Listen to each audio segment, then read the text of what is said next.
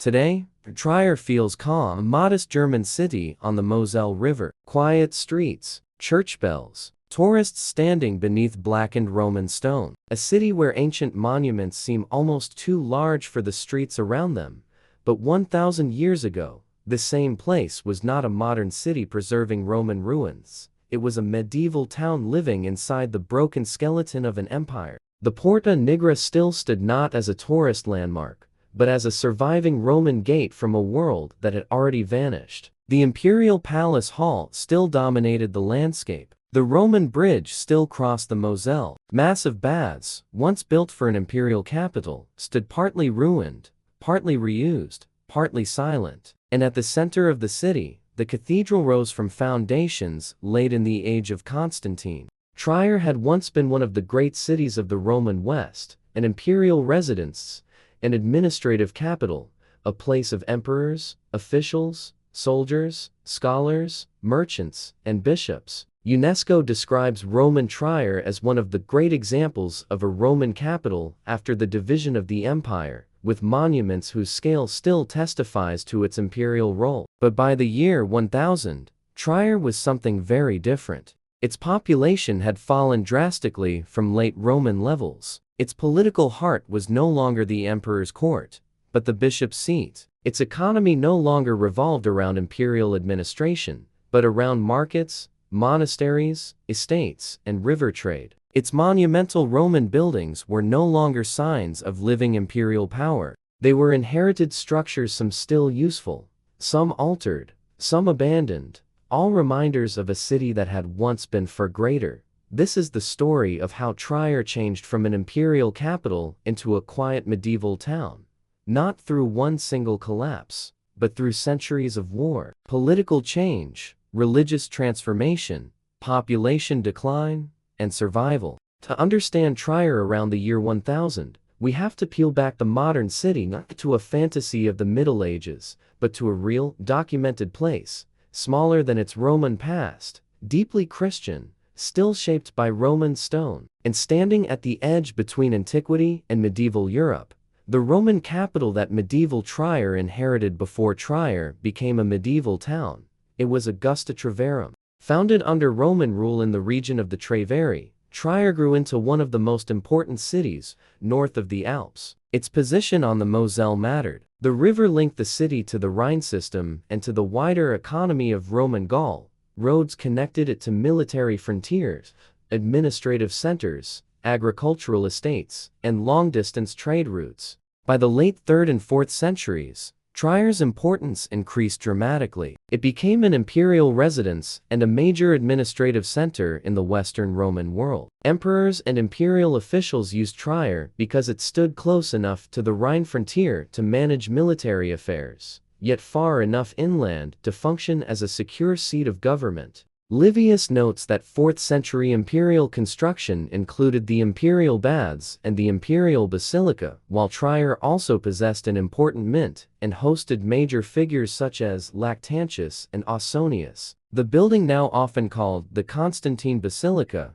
was originally not a church. It was the audience hall of the imperial palace, a place designed to express authority through space. Its interior was vast, approximately 69.8 meters long and more than 27 meters wide, with walls rising to about 30 meters in antiquity. Its Roman brickwork and monumental proportions made power visible. Nearby stood the imperial baths, among the largest bath complexes of the Roman Empire, exceeded only by the great baths of Rome, such as those of Caracalla and Diocletian. Their scale made sense only in a city tied to imperial presence. The Porta Nigra guarded the northern approach. The Roman bridge crossed the Moselle. The amphitheater stood to the southeast. Storehouses, walls, roads, cemeteries, workshops, and elite residences completed the urban landscape.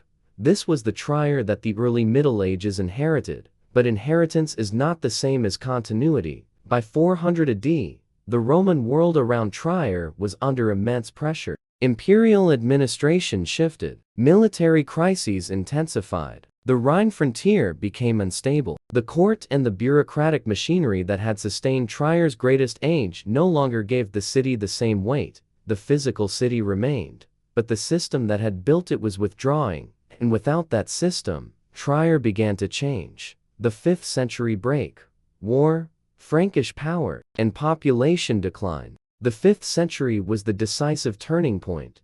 The Roman Empire in the West did not vanish from Trier overnight, but its control weakened severely. Written and archaeological traditions record repeated violence in the region during the early 5th century. Trier was attacked several times during this period, and by the later 5th century it became part of Frankish territory. The last Roman administrator associated with Trier was Arbogast, and the city came under Frankish power at the end of the 5th century. For the people living there, this meant more than a change of rulers. It meant the collapse of the structures that had made Trier an imperial capital. The imperial court was gone. The great administrative offices were gone. The tax systems and supply networks that supported officials, soldiers, craftsmen, and merchants were reduced or redirected. The mint that had once issued coins for emperors and usurpers ceased to represent Trier's old imperial role. Population estimates for ancient Trier vary, and historians do not agree on exact numbers. Some traditions place the 4th century population very high, while other modern assessments are more cautious. What is clear is the direction of change. After the imperial court and administration left, Trier's population fell sharply. One historical summary gives an estimated decline from about 80,000 in the 4th century to about 5,000 by the beginning of the 6th century, while other estimates for late Roman Trier are lower. For a documentary reconstruction, the important point is not an exact number, it is scale. A city built for imperial functions became too large for its medieval population. Former public buildings were no longer all maintained for their original purposes. Some areas remained inhabited, others became open, agricultural, reused, or ruined. Roman streets might still guide movement, but the dense urban life of the 4th century was gone. Trier did not become a village, it remained a city, but a reduced one. Its continuity came through the church, surviving elites, river connections, and the reuse of Roman infrastructure, but the old imperial identity had ended. The city around the year 1000. By the year 1000, Trier was a medieval episcopal town. Its skyline was still dominated by Roman and Christian monuments, but its social and political center had shifted. The cathedral complex was now the city's spiritual heart. The bishop and increasingly the archbishop mattered more than any Roman official. Monasteries held land, preserved learning, organized religious life, and connected Trier to wider political networks. The market gave the town a commercial focus. The Moselle continued to link Trier to surrounding regions. One major marker of this medieval reorganization was the creation of the central market. Around 958, Archbishop Henry I established Trier's market cross on the main market square, associated with market and minting rights granted by King Otto I. This was not a decorative act. It was a statement that Trier's medieval economy and authority now centered on ecclesiastical power and royal privilege, not Roman imperial administration. The city around 1000 would not have looked like the Trier of Constantine. It would have been smaller, less densely built, and more fragmented. Some Roman structures still towered above the town. The Porta Nigra stood as a huge northern gate, though its later transformation into a church would come after the arrival of the hermit Simeon in the 11th century. The Alla Palatina remained a monumental Roman hall, though its function had changed over time. The baths stood as immense ruins and reused spaces. The cathedral incorporated Roman masonry and late antique Christian foundations. The Roman bridge still provided a crucial crossing of the Moselle. This was the defining visual contrast. Trier around 1000 was not a city without history, it was a town surrounded by too much history, a medieval community living among the remains of a Roman capital. Urban layout.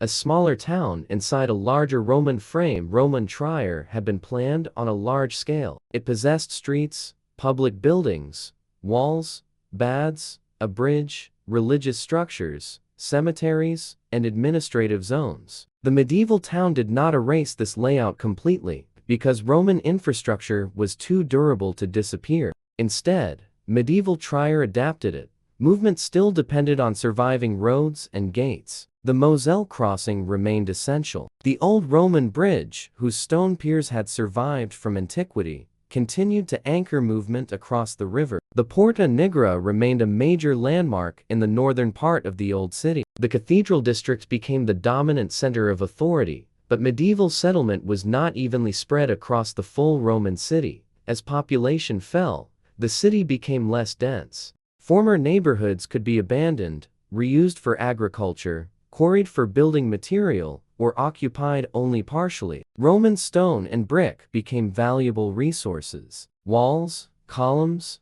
tiles, and carved blocks were not only ruins. They were materials available for reuse. This reuse was practical, not symbolic alone. A medieval builder in Trier did not need to imagine Rome romantically. Roman masonry was present in the landscape. It could be repaired, adapted, or dismantled. A wall from antiquity might define a property boundary. A ruined building might become a quarry. A surviving structure might be turned toward Christian or defensive use. The city's shape became layered.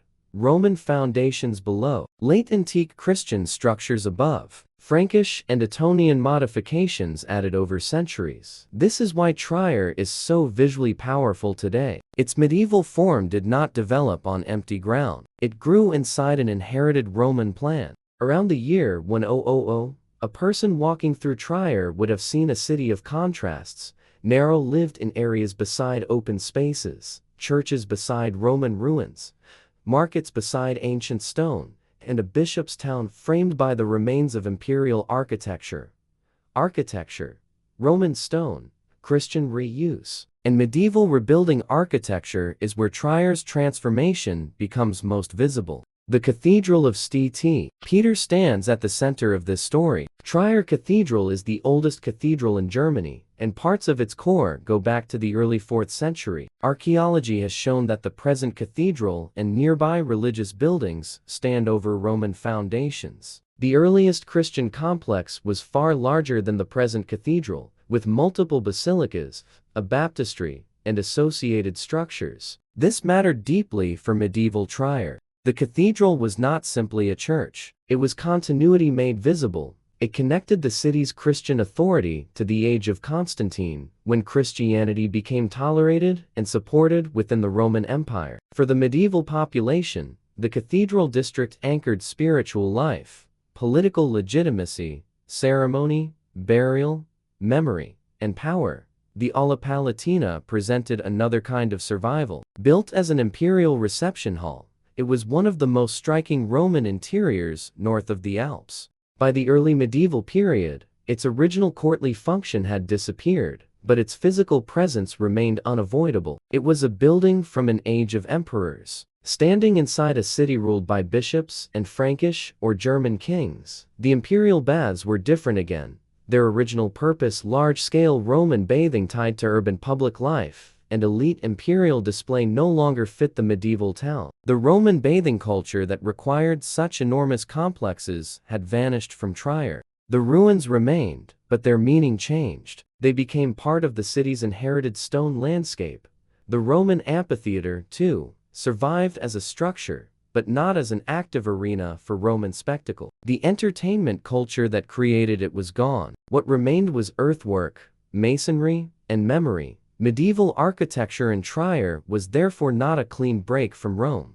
It was a process of selective survival. The buildings that could serve Christian authority, habitation, defense, or prestige were maintained or transformed. Others were left to decay or reused for material. This is why the city around 1000 should not be imagined as a uniform medieval town of timber houses and stone churches. It was more complex. Small houses and workshops stood near some of the largest Roman buildings north of the Alps. The scale mismatch was real.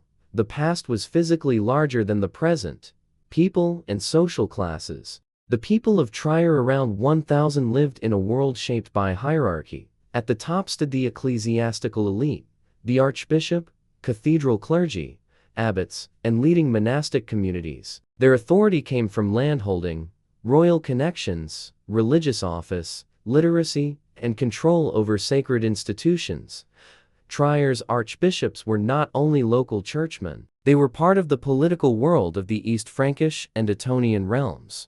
By the late 10th century, figures such as Archbishop Egbert of Trier, who served from 977 to 993, show the importance of the city's ecclesiastical leadership. Egbert had connections to imperial administration and became an important patron of Ottonian art, with Trier rivaling Mainz and Cologne as an artistic center during his time. Below the ecclesiastical elite were local nobles, estate managers, merchants, craftsmen, servants, laborers, and agricultural workers. Many people connected to the town would have depended on the surrounding countryside. Medieval Trier was not separate from rural life. Its food, animals, wood, wine, and labor came from lands outside the urban core. The monasteries formed another powerful layer of society. St. Maximin's Abbey, associated with an early Christian burial site and later Benedictine life, became one of Trier's important monastic institutions. It had roots in late antiquity and early medieval development, and it was destroyed during the Viking raid of 882 before later rebuilding. Monasteries were not isolated from the town. They owned land, received donations, preserved texts, housed relics, supported liturgy, and participated in the political and economic networks of the region. For ordinary people, daily identity was local, religious, and practical. A person might know the cathedral bells, the market days, the river crossing, the monastery lands, the old Roman gate, and the surrounding vineyards better than any distant imperial history. Yet the Roman past shaped the world around them every day. They lived not among ruins as tourists do today.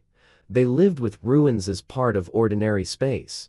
Daily life and work a day in Trier around 1000 began with sound.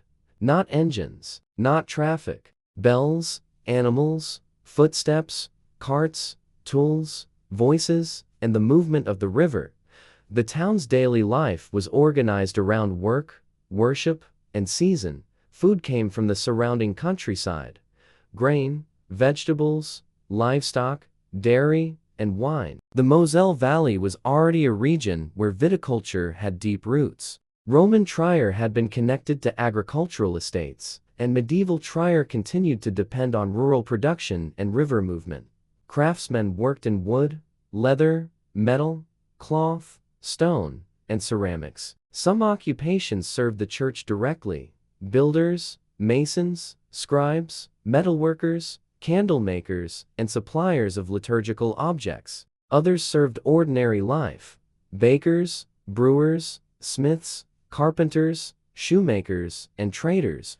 The market was essential because it connected town and countryside. Archbishop Henry I's 10th century market cross represented more than a meeting place. It marked the formalization of market activity under ecclesiastical and royal authority. Homes would have varied widely. Some inhabitants lived in timber or half-timbered buildings, others in structures incorporating stone, reused Roman material, or older walls. The poorest housing left little trace compared with stone monuments, which is why documentary reconstruction must remain careful. We can describe the town's likely social and material contrast, but we should not invent streets or households that the evidence does not preserve. What can be said with confidence is that daily life was smaller in scale than Roman Trier. There were fewer people, fewer large civic institutions, and fewer urban services. The massive public infrastructure of Roman life baths, amphitheater, imperial bureaucracy no longer defined the city.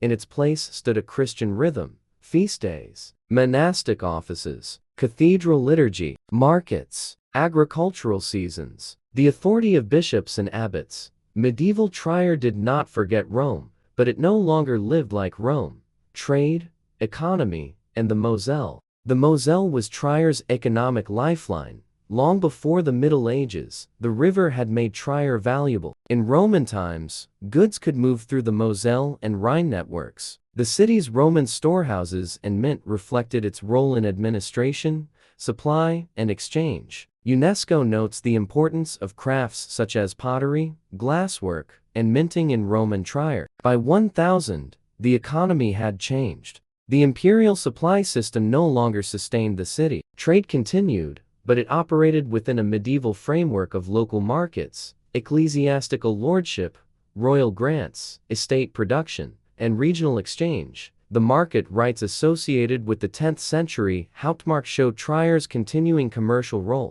The city was not dead. It remained a point of exchange between countryside, river, church institutions, and regional power structures. Coins mattered, but not as they had under the Roman imperial mint. Trier's Roman mint had once produced coinage for many imperial rulers in late antiquity. By the 10th century, minting rights belonged to a different political order, connected to royal grant and archiepiscopal authority, rather than direct Roman imperial administration. Trade in Trier would have included food, wine, cloth, metal goods, livestock, salt, timber, and ecclesiastical goods. The city's monasteries and churches consumed resources and redistributed wealth. Pilgrimage and relic devotion also drew movement, though later medieval pilgrimage traditions would become more developed over time. The economy of Trier around 1000 was therefore modest compared with the imperial age, but still active.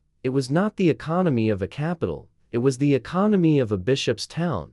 Power, from emperors to archbishops. The deepest transformation in Trier was political. In the 4th century, power entered Trier through the emperor, the imperial court, the praetorian prefecture, the army, and Roman administration. By the year 1000, power entered Trier through the church. This was not a sudden replacement. It happened over centuries. After Frankish control replaced Roman administration, Trier became part of the political world of the Merovingians, then the Carolingians. After the Treaty of Verdun in 843 divided the Carolingian Empire, Trier became part of Lotharingia. In 870, it was incorporated into the East Frankish Kingdom. This placed Trier within the political development that would eventually lead into the medieval German Kingdom and the Holy Roman Empire. But locally, the archbishop became the central figure. Archbishops controlled religious authority, lands,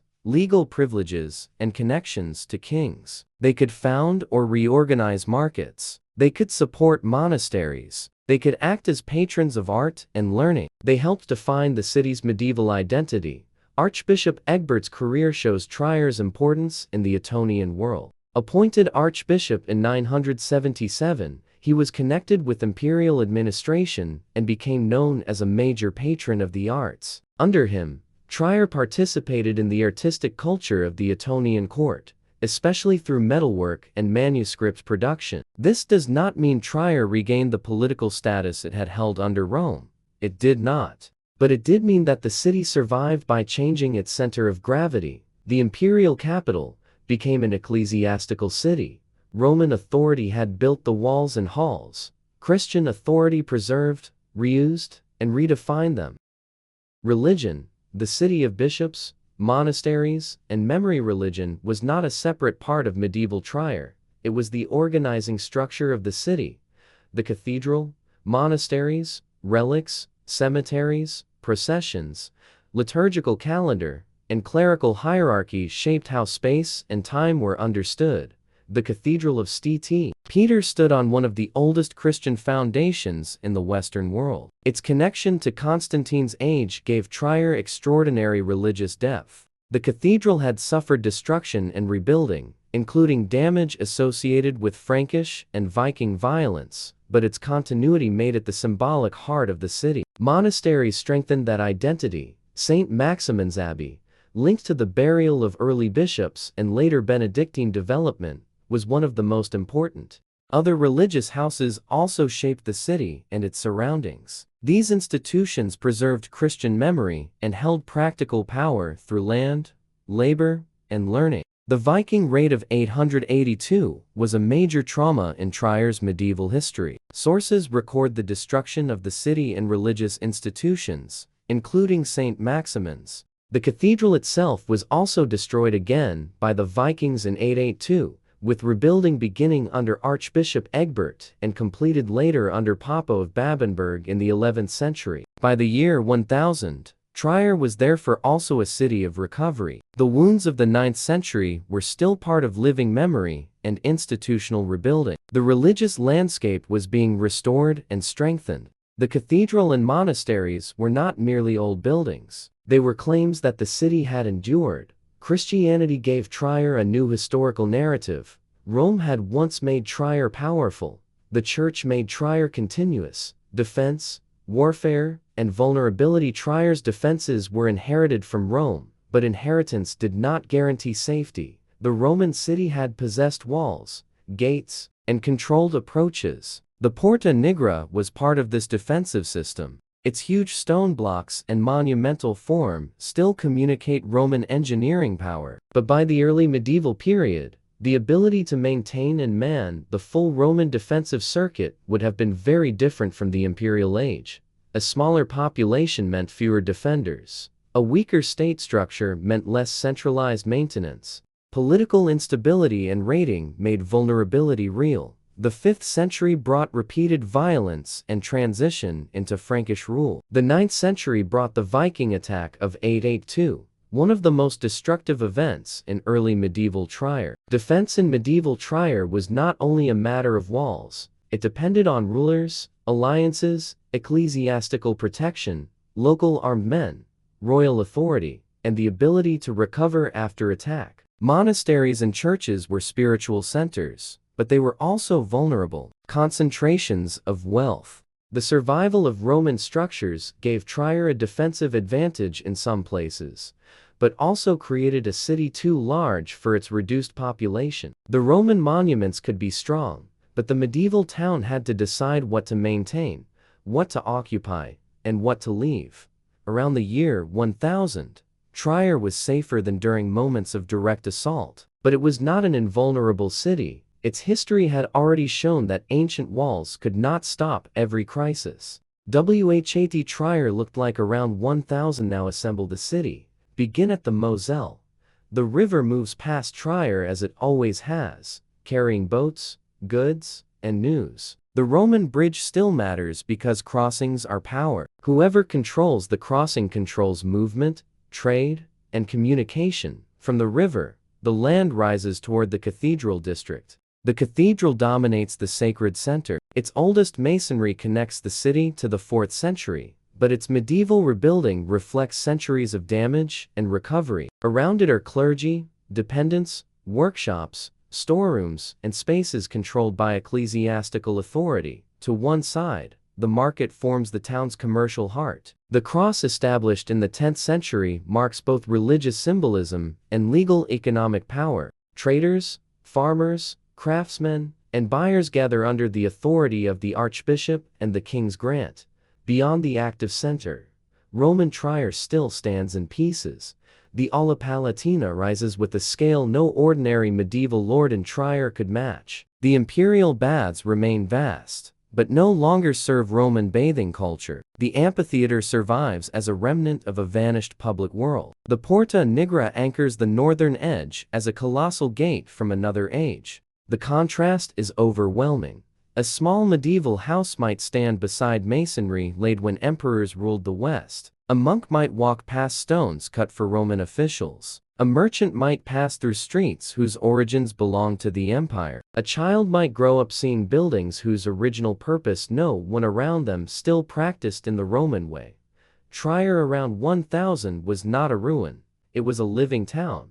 But it was a living town inside the remains of something larger. That is the key to seeing it accurately, not as Rome, not as a fully developed high medieval city, but as a transitional urban landscape, late antique foundations, Frankish and Ottonian power, Christian institutions, reduced population, reused monuments, and a memory of greatness built into stone. The city that survived by becoming smaller. Modern Trier is quiet compared with the imperial city it once was. But that quietness is not emptiness, it is survival. Between 400 and 1000 AD, Trier passed through one of the most dramatic transformations in European urban history. It lost the imperial court. It lost much of its population. It endured political collapse, Frankish rule, Carolingian division, Viking destruction, and centuries of rebuilding. yet it did not disappear. The reason Trier survived was not that it remained Roman, it survived because it adapted. The Roman city gave it stone roads, walls, prestige, and memory. The Christian church gave it continuity, leadership, institutions, and purpose. The Moselle gave it trade and connection. The market gave it economic life. The monasteries gave it landholding and sacred identity. By the year 1000, Trier was no longer an imperial capital. It was a medieval bishop's town, smaller, quieter, more religious, and deeply shaped by ruins that were not yet ruins in the modern sense, but part of daily life. That is what makes Trier extraordinary. Many cities preserve monuments from the past. Trier was remade by them. Its medieval people did not look at the Porta Nigra, the cathedral, the baths, and the old Roman walls as distant museum pieces. They lived beside them, repaired them, reused them, feared their shadows, prayed near them, and built a new society inside their remains. The city we see today is the result of that long transformation. A Roman capital reduced, but not erased. A medieval town humbled, but not forgotten. A place where Europe's ancient and medieval worlds did not simply replace one another, they overlapped, stone by stone, century by century, until the modern city grew over them both. Trier is not only a city with ruins, it is a city that proves ruins can become foundations.